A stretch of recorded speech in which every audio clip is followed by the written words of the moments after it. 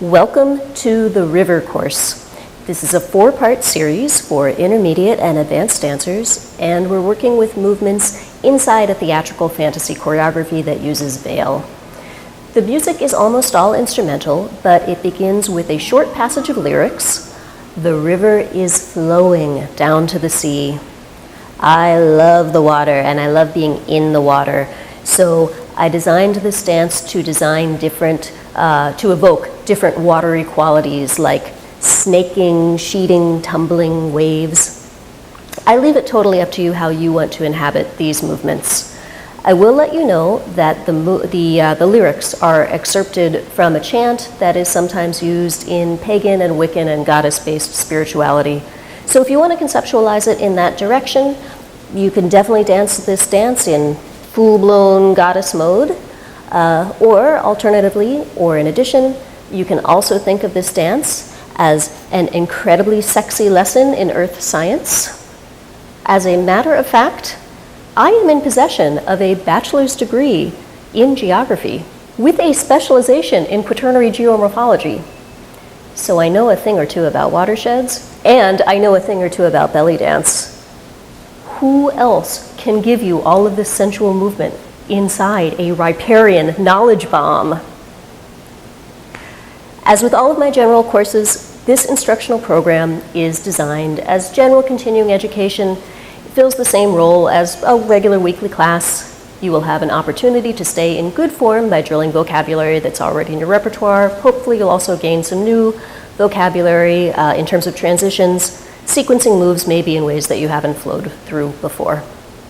I mentioned that we are using veil, but we don't actually pick it up until lesson 3. Lessons 1 and 2, they don't use it at all.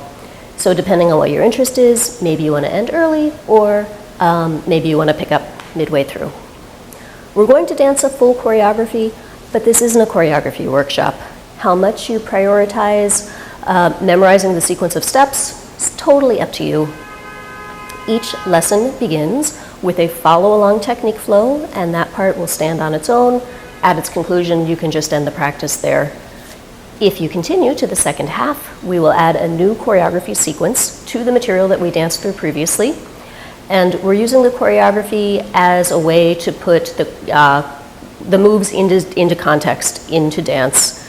We'll also be revisiting material that we learned previously, and this way you have a way to measure progress and to enjoy making progress.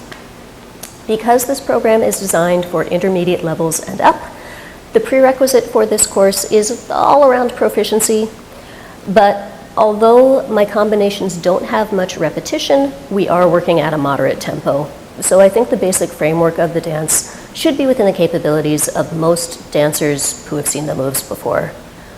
You will need a good basic grasp of belly dance isolations, footwork, and turns, and veil technique, although if you need a little veil refresher, I have also put together a quickie intro to veil, and you can find that in the workshops section on this platform.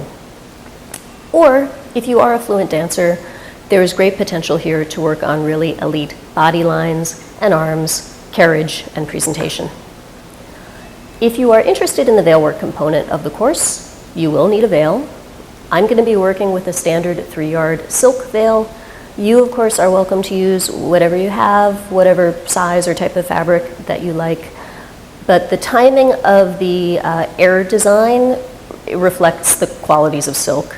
So if you're using something heavier and you're having trouble, consider a switch to silk, especially with some of the fast moves. If you have a lot of drag or you don't have the same suspension under the fabric, the timing might just not work out very well.